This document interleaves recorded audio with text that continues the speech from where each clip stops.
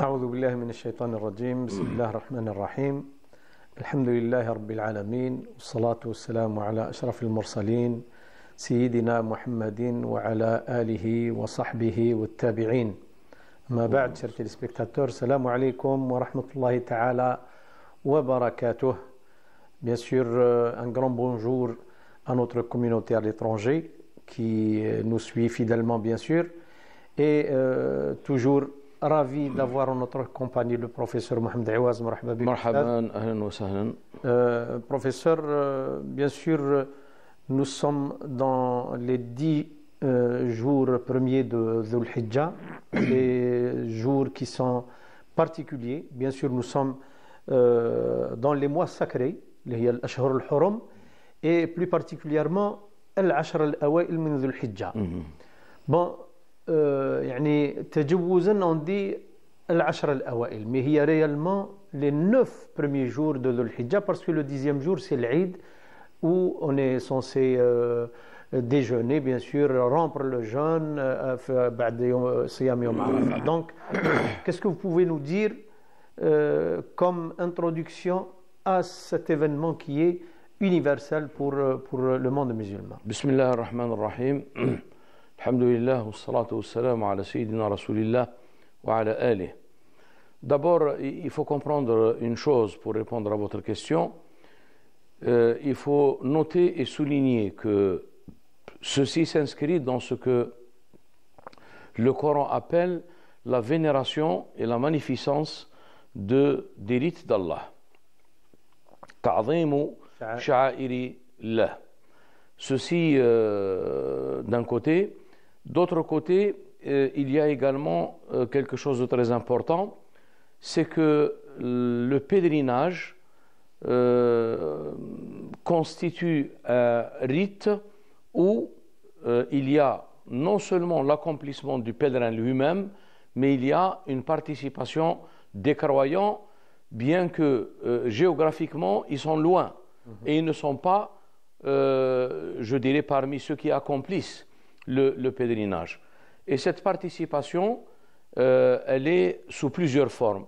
Nous avons cette première forme qui est avant la station de Arafat et qui est pratiquement le fait de, je ne dirais pas multiplier, mais en tout cas prendre conscience de la spécificité, la particularité de ces 10 jours, 9 jours plutôt de Dhul Hijjah, parce que n'oublions pas qu'il y a divergence par rapport aux jeûnes pratiqués durant ces 9 jours, et les recensions, riwayat, viennent des épouses du prophète sallallahu alayhi wa sallam, où une donne une version et une autre épouse donne une autre version.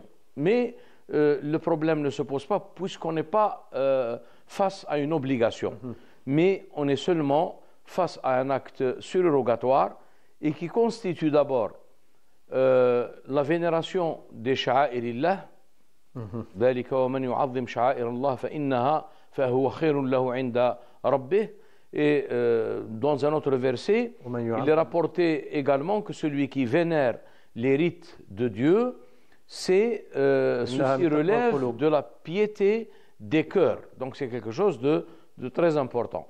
Mais on reste toujours dans un cadre surrogatoire. N'oublions pas que nous sommes dans l'un des mois sacrés qui sont pratiquement l'Ashhur al-Hurum, dans Dhul Hijjah, le mois où s'accomplit le pèlerinage. Et il y a d'autres formes également de cette participation du croyant, ou bien un certain accompagnement intérieur et spirituel du pèlerin. D'abord, nous avons le jeûne du jour de Arafat, qui est un jeûne pratiquement surérogatoire. Et le prophète sallallahu alayhi wa sallam a parlé du mérite de ce jeûne, qui est l'expiation d'une année précédente et l'expiation d'une année à venir. Alors ceci est en rapport direct avec un héritage, mirath, nabawi, muhammadi, intaqala ببركة النبي صلى الله عليه وسلم إلى الأمة المحمدية. Ça a été transmis à la communauté mohammedienne par l'intermédiaire et la bénédiction du prophète sallallahu alayhi wa sallam, et qui est quelque chose qui lui a été accordé, comme le dit l'imam Shatibi dans ses Muwafaqat. Il dit al-manaqib, les faveurs et les bienfaits accordés à la communauté mohammedienne, ce sont en vérité des faveurs accordées au prophète sallallahu alayhi wa sallam, et par transition, et par son intermédiaire, et par sa bénédiction, elles ont été également accordées à la communauté. Donc la parole divine dans Surat Al-Fath, Inna fatahna laka fathan mubinan liyaghfira laka Allahu ma taqaddama min dhanbika wa ma ta'akhkhara. Donc le fait que Allah tabaraka wa ta'ala a mentionné cette spécificité qui n'est pas pour le prophète sallallahu alayhi wa sallam parce que lui, il n'a pas de péché, mais en vérité ça concerne sa communauté. Donc il lui sera ses fautes seront expiées par rapport à ce qui a précédé et par rapport à ce qui va venir. Et c'est pour cette raison que cet héritage a été concrétisé par le jeûne du jour de Arafat, et dont la récompense et le mérite est d'expier une année écoulée et une année à venir. Bien que, pourquoi cette interprétation? Parce que quand on parle de l'expiation d'une année passée, ça s'explique, ça va de soi, parce que c'est déjà vécu. Mais pour une année qui n'a pas encore été entamée, et donc les actes ou les fautes ne sont pas encore accomplies ou commises. Donc ceci s'inscrit dans cette grâce qui a été accordée au prophète sallallahu alayhi wa sallam, et par transition et par bénédiction, elle a été accordée également à la communauté mohammedienne. Il y a une autre forme également de la vénération des rites d'Allah tabaraka wa ta'ala, et je précise bien que le rite sha'ira et nusuk dans le pluriel et manasik, ça n'a rien à voir avec le mot ibada. Le mot ibada, c'est quelque chose qui a un autre sens.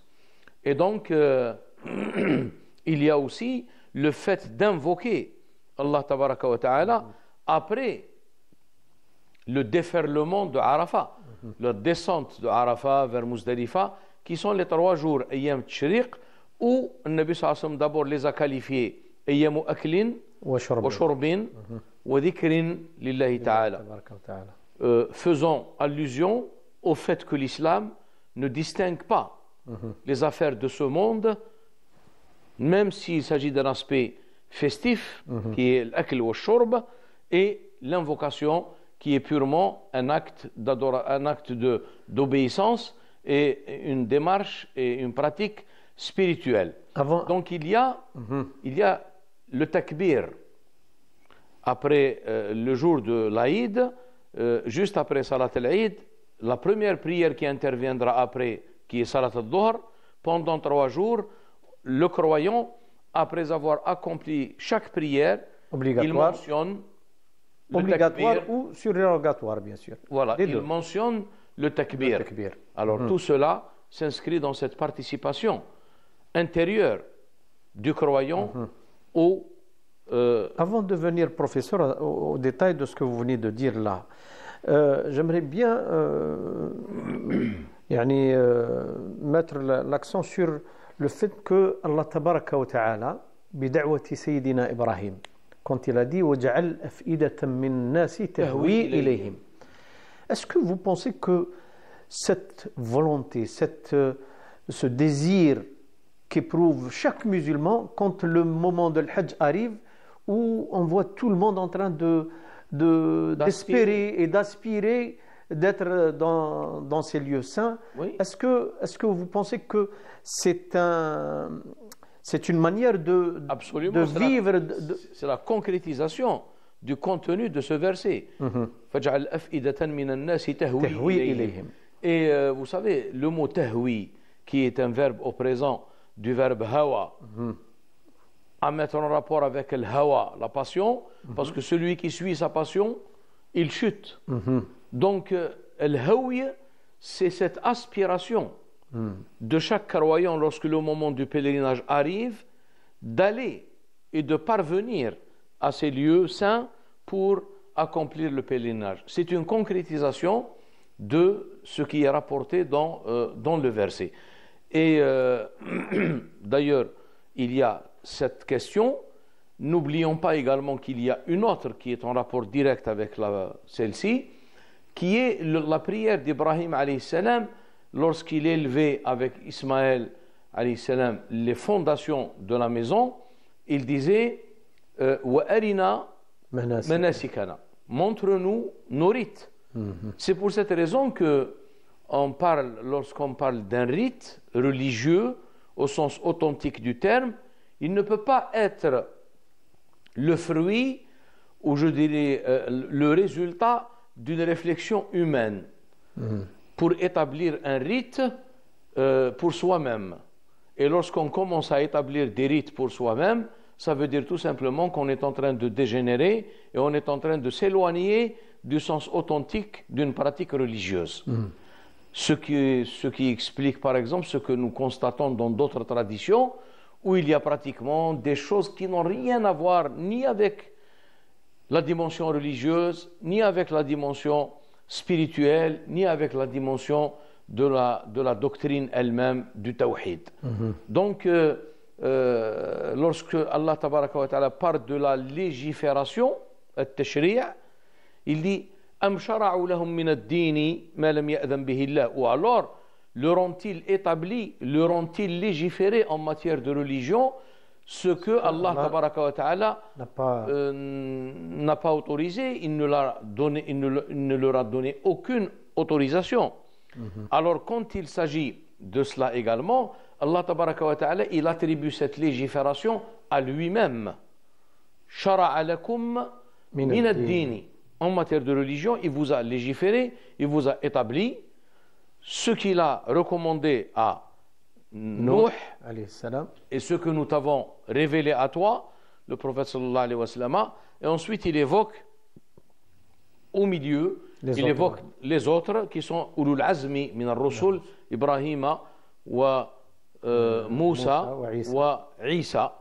Et là, ce n'est pas l'ordre chronologique et historique je dirais de l'existence de ces prophètes, mais là ça relève également de quelque chose qui est en rapport direct avec une allusion au sceau de la prophétie ou à la clôture du cycle de la prophétie. Professeur, est-ce que vous pensez que Allah tabaraka wa ta'ala min karamihi nous a accordé de participer, de vivre cet événement à travers quelques rites qu'on procède à exécuter, bien sûr, tout en étant loin des lieux sacrés, bien sûr. Comment dirais-je, cette générosité d'Allah tabaraka wa ta'ala, comme si elle vient pour satisfaire cette aspiration, ce désir. Pour ceux qui ont cette aspiration, mais n'ont pas les moyens, ils n'ont pas l'occasion. Et de la concrétiser sur les lieux du pèlerinage. Donc ces gens-là, ils ne sont pas totalement délaissés ou peut-être. Pratiquement, il n'y a pas une rupture totale. Il y a un espace géographique, mais cet espace géographique, il est surpassé. Quand on revient, il est transcendé.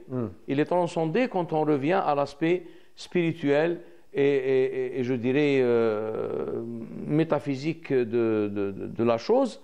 Ça veut dire qu'il y a le croyant qui est chez lui, dans son pays, il a toujours je dirais cette aspiration,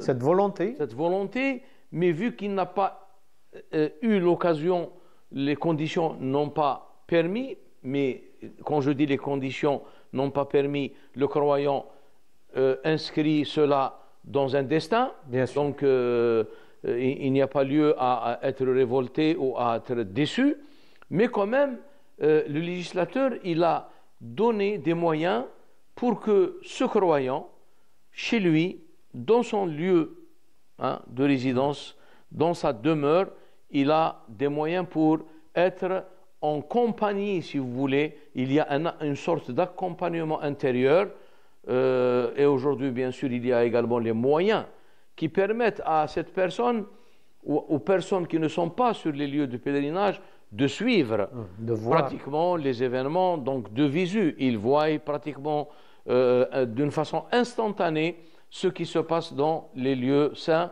et à travers les pèlerins qui sont en train d'accomplir pratiquement des marées humaines qui sont en train d'accomplir les rites du pèlerinage. Donc tout cela constitue, je dirais, une consolation du croyant pour qu'il y ait, je dirais, cet attachement à ce lieu qui est pratiquement la maison antique, le Bayt al-Atiq et les lieux saints de l'islam. Dans ce même sens que vous venez de dire, ce contexte, pour les gens qui ont peut-être une déception par rapport à ce que ils se sont inscrits, ils se sont préparés, mais qu'est-ce qu'on peut dire à ces gens? Est-ce que pour les consoler, est-ce que le fait que ربي عز وجل ما سهلوش ما راحش معناها يعني راه بعيد عن الله تبارك وتعالى وبيان نيته قد تكون احيانا احسن من عمله. Exactement. Et là, il y a quelque chose de très important parce qu'il n'y a pas que la pratique et l'action, il y a aussi la connaissance et il y a aussi la contemplation. Et le croyant, pratiquement, comme dans ce cas, il n'a pas été, je dirais, parmi les gens qui vont accomplir les actes sur place, il y a un accompagnement et cet accompagnement, il doit s'inscrire dans quelque chose de très très important et qui est la bonne opinion au sujet d'Allah Tabaraka wa Ta'ala. Donc il faut éloigner, il faut écarter, il faut, je dirais, il faut même chasser pratiquement ces suggestions et ces pensées négatives qui interviennent en disant voilà, Dieu ne m'a pas facilité l'aller et l'accomplissement du pèlerinage parce que peut-être je ne mérite pas, parce que peut-être je ne suis pas considéré aux yeux de Dieu, ainsi de suite.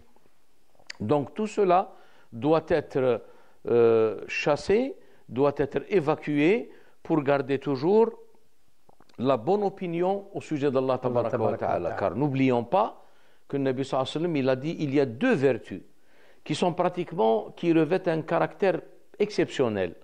Et il n'y a pas meilleur que ces deux vertus. La bonne opinion au sujet d'Allah, husnu dhanni billah, et la bonne opinion au sujet des créatures d'Allah. Wa husnu dhanni bi'ibadillah. Professeur, nous avons un appel de notre frère Mouloud d'Allemagne. Allô? Oui, bonjour, salam alaikum. Bonjour, alaikum salam, rahmatullah, marhaba, tfaddal. J'ai juste une petite question. Alors, parce que je suis un peu perdu. Bon, moi j'habite en Allemagne, donc pour les horaires de prière, je suis toujours sur le site internet de la mosquée. Ils donnent des horaires, notamment tel Aïcha. Alors, l'Aïcha, si on devait suivre le calcul, c'est-à-dire subitement, on va dire la mosquée a un peu retardé, a décidé de ralentir les horaires parce que là, par exemple, si on suit d'autres applications Tamawaqit, c'est censé être minuit 20, hein, minuit et quart, minuit 20. Par contre, sur le site, le site de la mosquée, c'est affiché 22h50, donc pratiquement juste avant 23h. Une autre mosquée un peu plus loin, il y a un quart d'heure après. Et les applications de Mawaqit, c'est pratiquement minuit et demi. Donc au final, quel est le bon horaire à suivre pour, entre guillemets, ne pas anticiper la prière ou ne pas la faire trop tard ou dans le sens... Voilà, c'est pas clair. Vous allez, Inch'Allah, entendre la De toute façon, nous avons eu, pendant des années, on était confrontés au même problème en France, à Paris. Et donc même la grande mosquée de Paris, elle a pratiquement arrêté le moment de prière de Salat al-Isha, disons pas au-delà de 23 heures. Parce que si on essaie pratiquement de respecter astronomiquement le mawaqit, on ira pratiquement au-delà de minuit ou presque minuit. Donc là, il y a des gens qui souhaitent pratiquement faire la prière selon les données astronomiques, c'est-à-dire attendre que le temps et le moment de la prière soient entamés. Et là, ces gens sont libres pratiquement de le faire.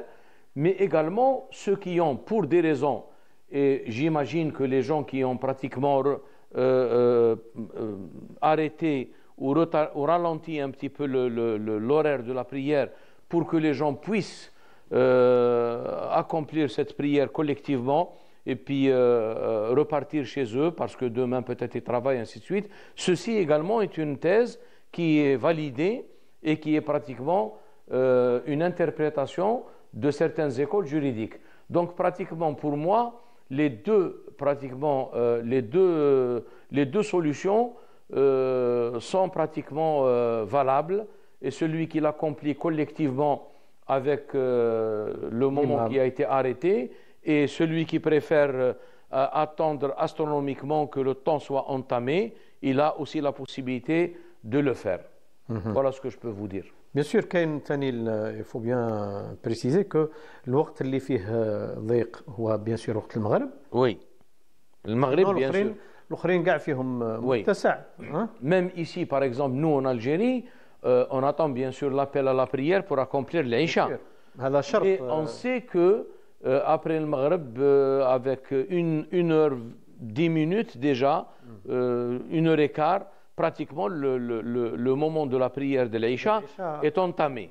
Voilà, le problème ne se pose pas pour nous à la Kulli Hal ici, mais pour vous dire que le adhan, qui est censé, bien sûr, annoncer le moment de la prière au moment même où il a été entamé, mais pour l'Aïcha, par exemple, il y a certains gens qui pour des raisons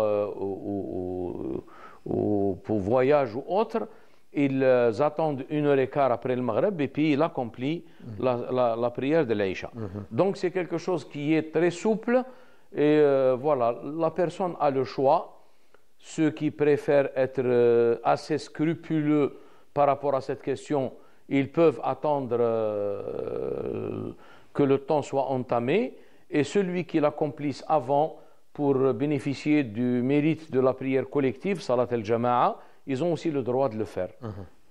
Professeur, après avoir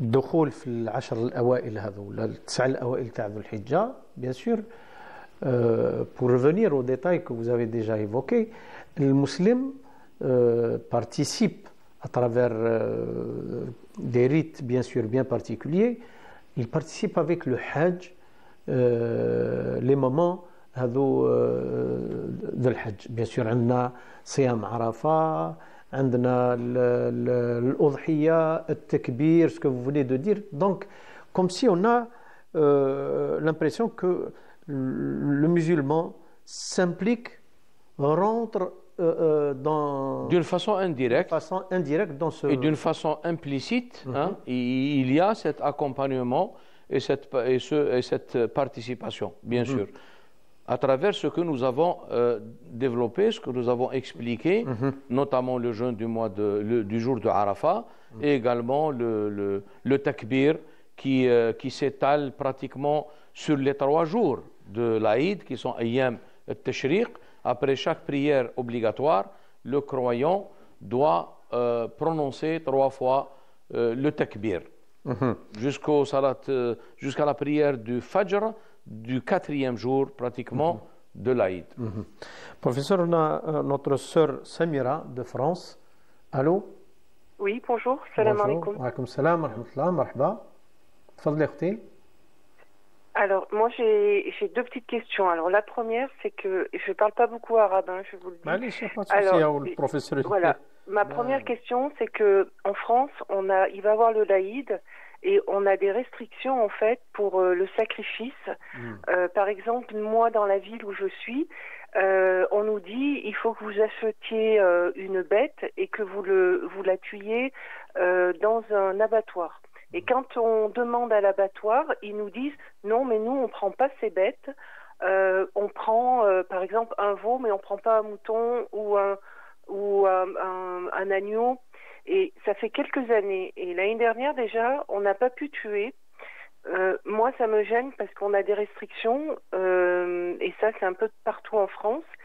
Qu'est-ce qu'il faut faire pour qu'on puisse, nous, malgré ces restrictions, en fait, de valider notre fête? Est-ce qu'on a une autre alternative vis-à-vis de Dieu, en fait, par rapport à ces restrictions qu'on nous fait en France. Ça, c'est ma première question. J'ai une deuxième question. J'ai ma mère là, qui est décédée, Laïla Ahma, et elle avait une maison en Algérie, donc j'ai un frère qui habite là-bas, qui veut la vendre, et j'ai un frère qui habite en France qui ne veut pas la vendre. Et on est avec mes sœurs, c'est compliqué, comment on peut faire? D'accord. Inch'Allah, le jawab le professeur. Concernant la première question, vous n'avez pas à valider votre, je dirais, l'accomplissement de votre sacrifice en raison de ces restrictions. Hein. Vous avez parlé d'alternative, donc il n'y a pas d'alternative parce que ce n'est pas une obligation, hein, ce n'est pas un rite à caractère obligatoire, mais c'est un rite à caractère surrogatoire. Donc quand il y a des restrictions dans des sociétés comme les sociétés européennes, qui sont des sociétés laïques et où on dit également clairement et sans hésitation que c'est des sociétés anti-religieuses, hein, qui ne tiennent pas compte du tout de cette dimension, ou du moins la conception religieuse chez eux, puisque c'est des sociétés pratiquement dans leur majorité judéo-chrétienne, donc c'est quelque chose qui relève du cœur, et puis ces pratiques qui sont des rites et des sacrifices ne font pas partie de leur conception religieuse, ni de leur pratique religieuse elle-même, si pratique il y a chez les chrétiens aujourd'hui par rapport à ces choses-là. Donc il n'y a pas d'alternative, et lorsqu'il y a des restrictions, donc vous n'êtes pas tenu à faire ce sacrifice. Maintenant, vous avez parlé des abattoirs. Moi, je connais la chose et j'ai vécu pendant des années.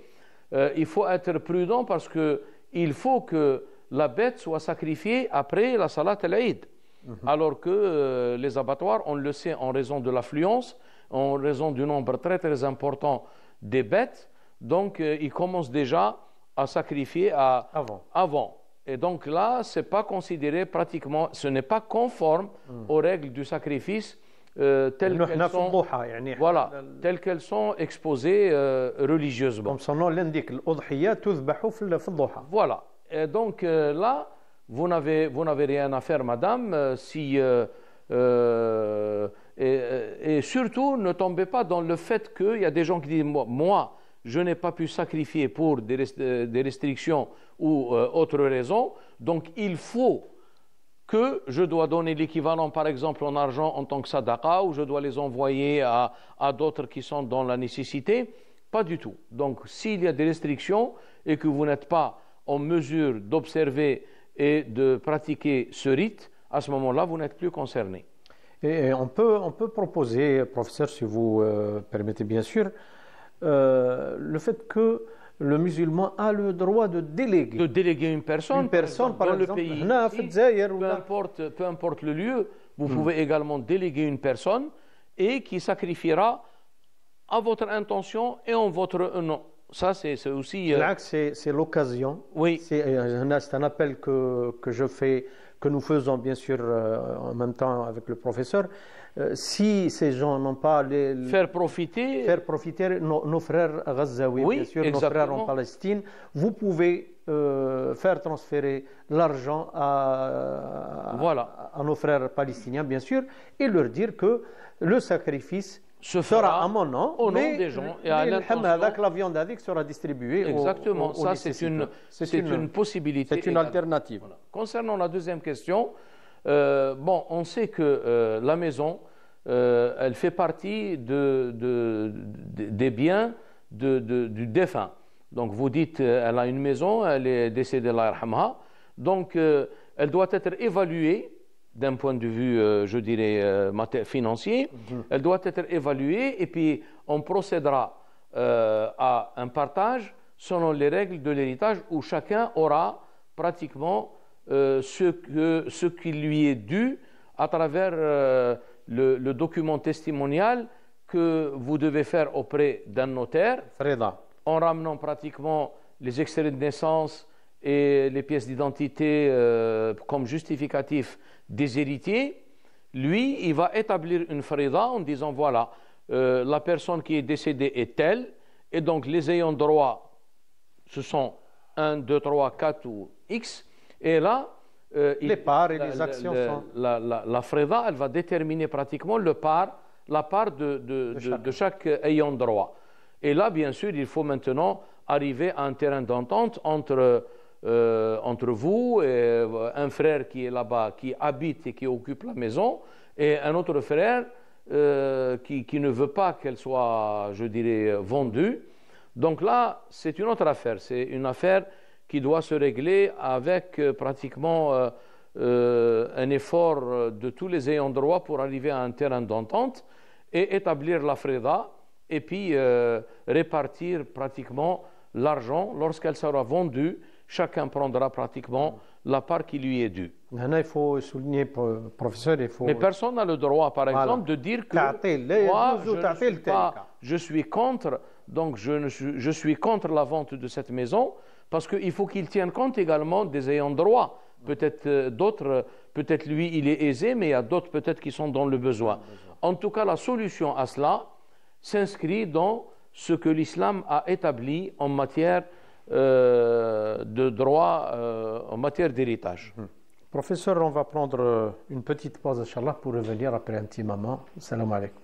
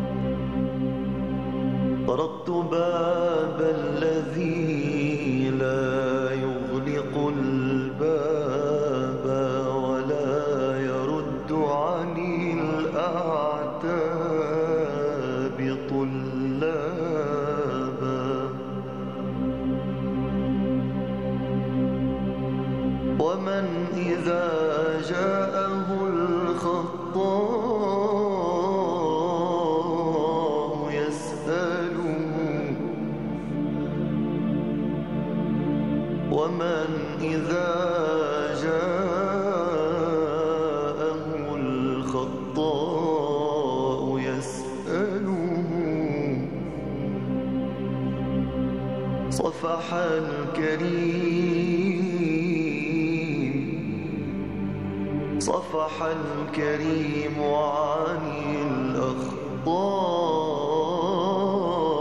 ما خاب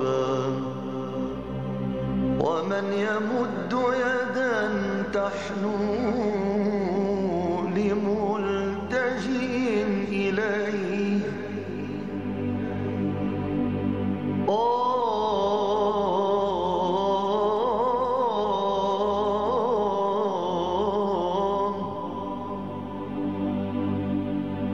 ومن يمد يدا تحنو لملتجئ إليه أو مذنب بالأمس قد تاب ومن يجيب دعاء المضطر في كرم ومن يجيب دعاء المضطر في كرم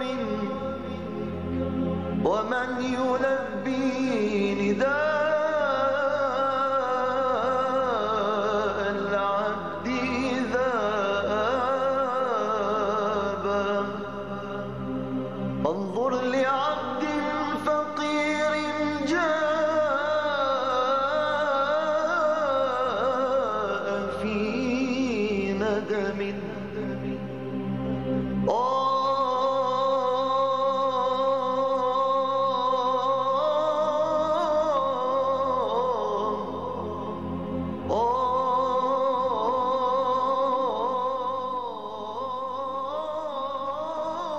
Salam alaikum, marhaba bikum dans cette deuxième partie de notre émission Avis religieux. Je rappelle à nos téléspectateurs que nous sommes en direct bien sûr et qu'ils peuvent nous joindre à tout moment. Donc, professeur, le moment crucial, le moment où tout le monde attend la délivrance, attend la grande joie, c'est le moment de l'Aïd. Qu'est-ce que vous pouvez nous dire comme préparation spirituelle, psychologique, préparation même matérielle? Qu'est-ce qu'on peut préparer concernant les habits des enfants, concernant l'udhiya, le sacrifice, concernant التوسعة على الأهل? De toute façon, on ne sort pas du cadre de ce qu'on disait tout à l'heure, que ceci s'inscrit dans le cadre de la participation du musulman au rite du pèlerinage. Parce que même au niveau du pèlerinage, les gens qui sont là-bas, ils ont une certaine modalité de pèlerinage qui est par exemple le qiran ou qui est par exemple le mutamatti' qui pratiquement doit également sacrifier une bête. المفرد هو الذي لا يضحي. Eh bien, ici, bien sûr, il faut d'abord comprendre quelque chose de très important, c'est que Ibrahim alayhi salam, à travers le rêve qui a été évoqué dans le Coran au présent, et ce qui sous-entend qu'il y a, je dirais, un renouvellement et une répétition de ce rêve. قال يا بني إني أرى في المنام إني أرى. Donc, ça ne peut pas être une fois. Ça s'est répété. Parce que si c'était seulement une fois, inni ra'aytu. Alors, quelle est l'interprétation? Il dit inni ara. Donc, pourquoi? Parce que ce rêve, il représente une partie de la prophétie. Et d'ailleurs, les communautés précédentes, notamment les communautés judaïques ou les communautés juives, la succession pratiquement des prophètes dans cette communauté juive repose pratiquement sur la notion de la ru'ya, hein, le rêve prémonitoire, et qui était au même degré que ce qui est chez nous al-wahy, la révélation.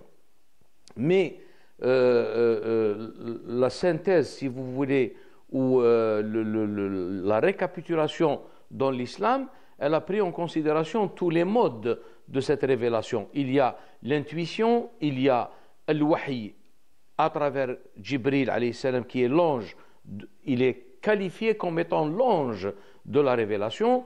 Il y a la révélation sous une autre forme qui est Ar-Ruh al-Qudus, le Saint-Esprit, et le Saint-Esprit a pour fonction de conforter et d'affermir intérieurement tout ce qui se rapporte à la foi. Et c'est pour cette raison que le Saint-Esprit dans le Coran a pour fonction ce que le Coran appelle at-ta'id. Et d'ailleurs même pour Isa alayhi salam, le Coran dit wa ayyadnahu bi ruhil qudus. Et d'ailleurs le prophète sallallahu alayhi wa sallam a dit inna ruhal qudus, quelque chose qui se rapporte à la certitude, qui est une station, maqam, al-yaqin, avec ses 3 degrés. Ilm al-yaqin, ayn al-yaqin et haqq al-yaqin. Alors, Nabi sallallahu alayhi wa sallam, parlons de cette, je dirais, fortification intérieure et cette assistance intérieure, ce soutien. Inna ruh al-qudus nafatha fi raw'i. ما قالش أوحى لي أو إلي. قال إن روح القدس نفث في روعي. نفث بمعنى il a insufflé en mon fort intérieur. أن نفسا, chaque âme ne mourra pas avant qu'elle épuisera le gain de sa subsistance. أن نفسا لن تموت حتى تستوفي رزقها. Donc ici, Ibrahim alayhi salam, donc à travers ce rêve, c'était des préliminaires pour arriver à la légifération et au rachat, al-fidya, puisque c'est ainsi que le Coran parle. وَفَدَيْنَاهُ بِذِبْحٍ عَظِيمٍ. Il n'en est pas question du tout que la religion nous ordonne d'égorger nos enfants. Ça a d'autres aspects, d'autres significations et d'autres portées et d'autres dimensions qui n'ont rien à voir avec le fait de comprendre que Allah tabaraka wa ta'ala a ordonné à Ibrahim alayhi salam d'immoler son fils. Et aussi, l'Eid d'abord, c'est quelque chose qui rentre dans la coutume divine, Sunna al-Ilahiyya. Quand on dit Sunna al-Ilahiyya, Sunna, c'est un mot qui désigne pratiquement une loi, une coutume divine, Ada Ilahiyya, Sunna Ilahiyya, et c'est pour cette raison qu'elle se répète et elle revient chaque année, d'où étymologiquement en langue arabe le mot Eid qui découle de la racine du Ain et du Waw et du Del qui est substantif, un masdar. Le verbe est Ada, Ya'oudu, Eidan wa Aoudan. Donc ici, ça s'applique pratiquement à la fête qui annonce la fin d'un rite du jeûne, qui est Eid al-Fitr, ou la petite fête. Et par distinction avec la grande fête, l'Eid al-Kabir, qui s'appelle Eid al-Adha, on l'appelle Eid al-Kabir pour le distinguer d'abord de l'Eid al-Saghir, et on l'appelle Eid al-Kabir parce qu'il y a Yawm al-Hajj al-Akbar.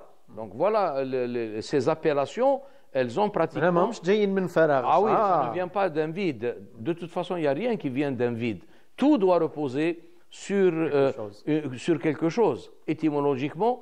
Et comme disait le grand maître Cheikh al-Akbar Ibn Arabi, لِكُلِّ شَيْءٍ مُسْتَنَدٌ إِلَهِيٌّ. Donc rien ne sort de ce cadre. Et quand on trouve des pratiques dans des sociétés qui sont censées être, ou interprétées du moins par ceux qui les pratiquent en tant que pratiques religieuses, il faut toujours chercher as-sanad al-ilahi, le fondement divin de ces choses-là. Et là, on est pratiquement dans cette fête. La fête, c'est également une occasion de manifester un certain ravissement. Le ravissement n'est pas interdit dans l'islam. Concernant le Eid al-Fitr qui est en rapport avec la pratique du jeûne, il y a une évocation explicite de la notion d'al-farah, les sa'imi farhatan. Alors pour Eid al-Adha, il n'y a pas la mention du mot farah dans tous les versets et toutes les traditions qui se rapportent à Eid al-Adha, mais ce n'est pas interdit bien sûr de manifester. Et d'ailleurs, l'une des finalités de la loi, c'est de manifester idhar sha'air l'islam, raison pour laquelle concernant la prière de l'Aïd, il est recommandé dans la tradition prophétique, dans l'esprit traditionnel prophétique, de faire cette prière dans des espaces ouverts, des espaces de musallayat. Et d'ailleurs, même les femmes qui ont un empêchement pour accomplir la prière, elles sont autorisées. D'ailleurs, il leur a été recommandé par le prophète de sortir, d'assister, de ne pas accomplir bien sûr la prière, mais d'assister à cet événement qui est pratiquement un événement de joie. Et bien sûr, vu les circonstances de Eid al-Adha, parce qu'il y a le sacrifice, donc les gens généralement, ce n'est pas exactement comme Eid al-Fitr, mais on voit bien sûr cette joie qui est pratiquement, qui fait participer pratiquement les enfants, tous les membres de la famille à cet événement. Donc ça c'est aussi, il n'est pas exclu du fait qu'il est un rite d'Allah tabaraka wa ta'ala, sha'iratun min sha'irillahi ta'ala, laha ab'adun muta'addida, al-bu'd al-dini, al-bu'd al-sha'iri, والبعد الاجتماعي والبعد النفسي إلى غير ذلك. Professeur, pour le jour de l'Aïd, bien sûr, le fait de يعني التوسعة على الأهل إدخال الفرحة على الأهل على الأولاد bien sûr à travers soit le sacrifice ou bien اللباس الجديد هذا راه يدخل في تعظيم شعائر الله أيضا. Exactement. Et justement l'islam fait valoir l'action et le rite qui par transition a un impact et un intérêt et fait profiter les autres. Et c'est pour cette raison que le prophète sallallahu alayhi wa sallam a dit que min a'zami a'malil birr,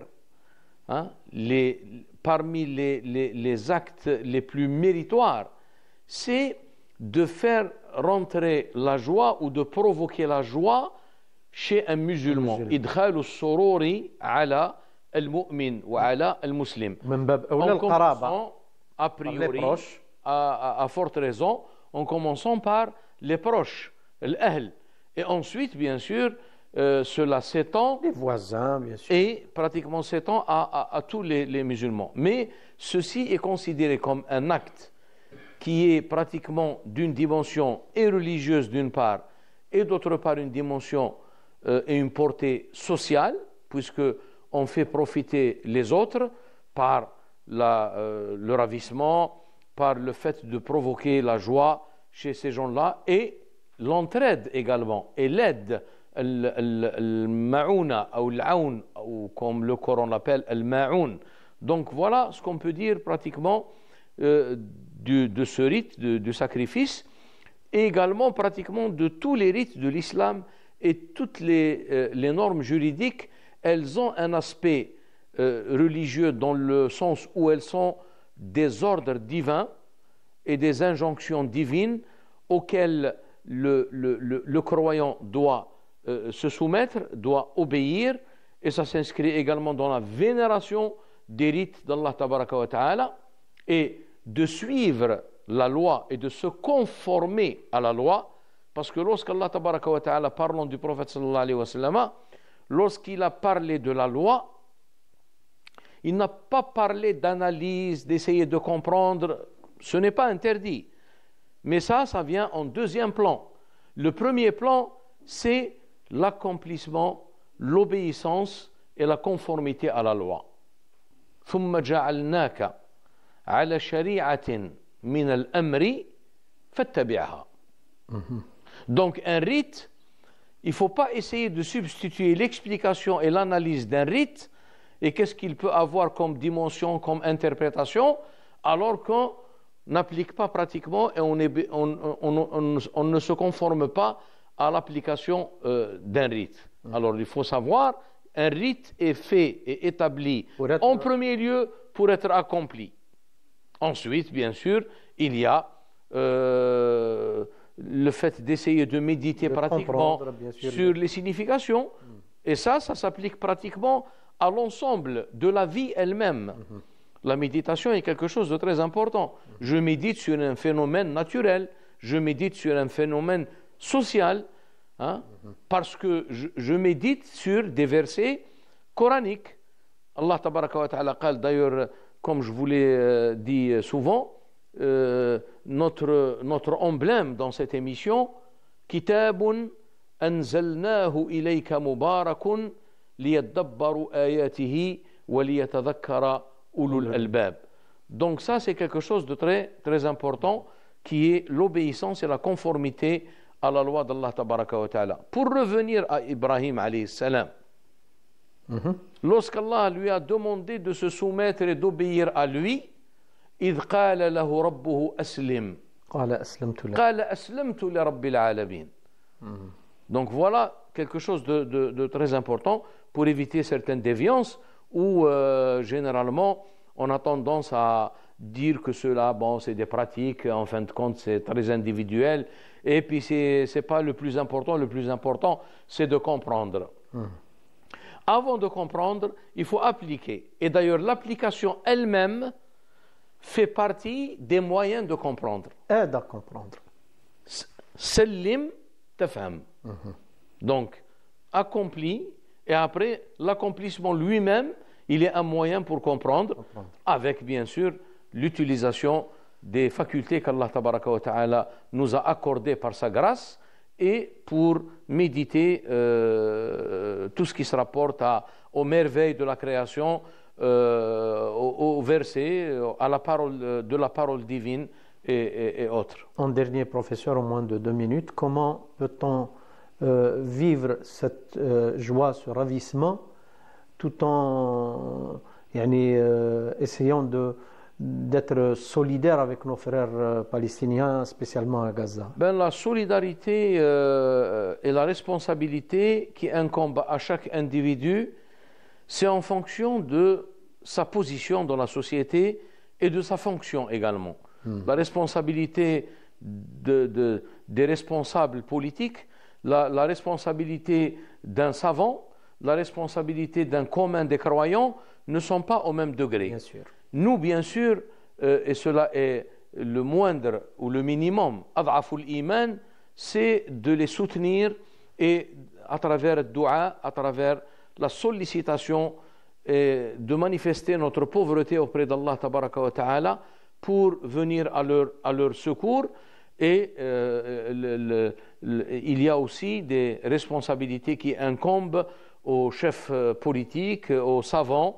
Et donc chacun, il est dans un endroit où il a une responsabilité particulière. Oui, il peut contribuer d'une manière ou d'une autre. Nous saluons également nos frères algériens qui sont pratiquement présents sur les lieux, et tous les frères d'ailleurs, et toutes les organisations qui sont sur les lieux pour venir au secours de nos frères à Gaza. Et bien sûr, c'est un jour où il faut multiplier ces prières et ces demandes à Allah tabaraka wa ta'ala pour que cette tragédie arrive à sa fin, Inch'Allah, bien sûr. Inch'Allah. Professeur, merci beaucoup. Inch'Allah, j'espère Inch'Allah تفوتوا عيد مبارك عيد مبارك إن شاء الله لجميع الأمة الإسلامية tout en espérant إن شاء الله qu'Allah عز وجل يرفع الضر والبلاء على إخواننا في فلسطين bien sûr. Donc on vous donne rendez-vous dimanche prochain Inch'Allah. بارك الله فيكم والسلام عليكم ورحمة الله تعالى وبركاته.